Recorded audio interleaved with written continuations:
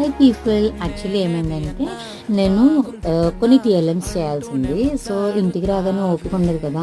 Early morning ఎలాగో లేస్తాను అప్పుడు చేసుకోవచ్చు కదా అని చెప్పి అనుకున్నాను. సమ్ 5 ఆర్ 10 మినిట్స్‌లో అయిపోతుంది. చార్ట్ మేకింగ్ ఒకటే కదా అనుకున్నాను. అయితే ఎర్లీ మార్నింగ్ లేచి చేయడం స్టార్ట్ చేస్తున్నాను. నేను ఇలా హెడ్డింగ్ పెట్టానో లేదో ఇర్రెగ్యులర్ వర్బ్స్ అని చెప్పి వచ్చేసాడు అభి.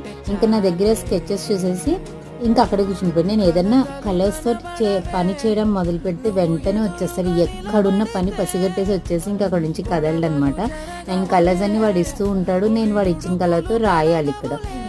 అయితే నా ఐడియా కూడా ఏంటంటే ఈ చార్ట్ అంటే చాలా కలర్ఫుల్గా ఉండాలి.